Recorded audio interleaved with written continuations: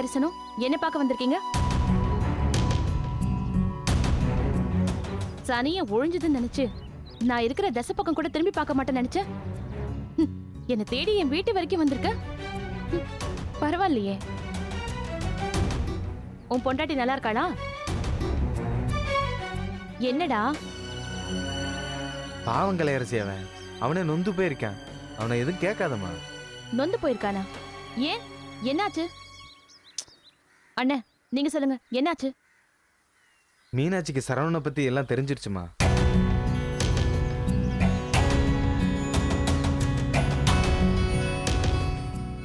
அவளுக்கு எல்லாமே ஞாபகம் வந்துச்சா? இல்லம்மா, அவங்க அப்பா மீனாட்சிக்கு ஆதாரத்தோட எல்லாமே தெரிய வச்சிட்டாரு. அதனால சரவணனை பத்தி உண்மையை சொல்லாம வேட்டையை அவளை ஏமாத்திட்டான்னு மீனாட்சி அவனை வெறுத்து ஒதுக்கிருச்சுமா.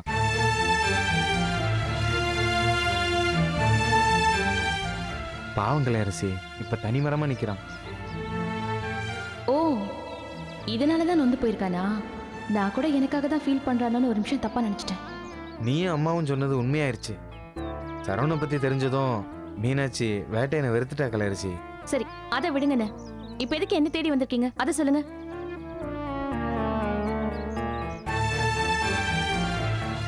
தாத்தா கிட்ட பேசி உனக்கும் பாண்டிக்கும் நடக்க இருக்கிற கல்யாணத்தை தடுத்து நிறுத்தலான்னு வந்தங்க அரசி. ஏன் அந்த கல்யாணத்தை எதுக்கு நிறுத்தணும்னு நினைக்கிறீங்க?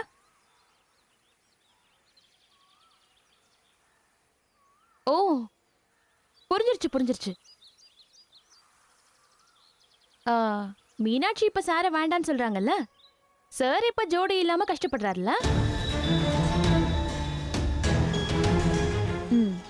என் கல்யாணத்தை தடுத்து நிறுத்திட்டா மீனாட்சி போனதுக்கு அப்புறம் நான் சார கல்யாணம் பண்ணிக்கணும். அதுக்காக தானே இங்க வந்தீங்க?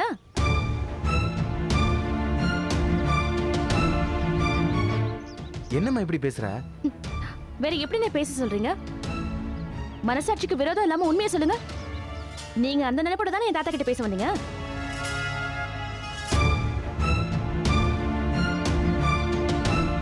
பதில் சொல்லுங்க. இல்லம்மா, முதல்ல கல்யாணத்தை நிறுத்தலாம் தான் வந்தோம்.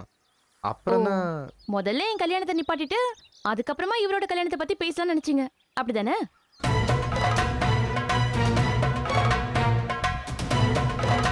நீ இப்படி பாவமா முகத்தை வச்சுட்டு நிக்கும் போதே எனக்கு தெரியும்டா, இந்த மாதிரி ஏதாவது ஒண்ணு இருக்கும். என்ன நினைச்சிட்டீங்க வந்த? மீனாட்சி போயிட்டான்னு சொன்னதும் வேட்டையான நான் உங்ககிட்ட வந்து நிப்பேன் நினைச்சியா? அந்த கலையரசியை நீ கொண்டு ரொம்ப நாள் ஆச்சு.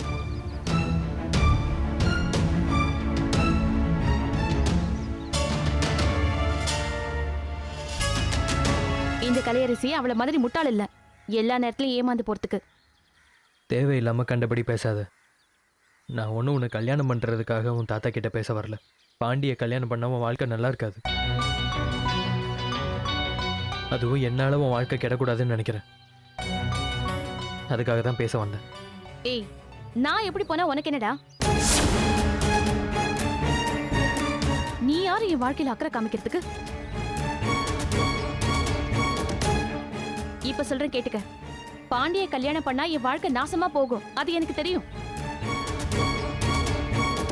நானே போய் என் தாத்தா கிட்ட அழுது பேசினா அவரே இந்த கல்யாணத்தை நிப்பாட்டிட்டு வர.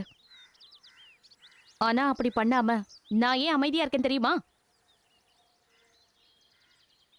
உன்னாலதான் என் வாழ்க்கை நாசமா போச்சுன்னு உனக்கு வலிக்கணும். கலையரசியோட வாழ்க்கையை கெடுத்துட்டோமேங்கிற குற்ற உணர்ச்சி உன்னை காலம் முழுக்க கொண்டுகிட்டே இருக்கணும்.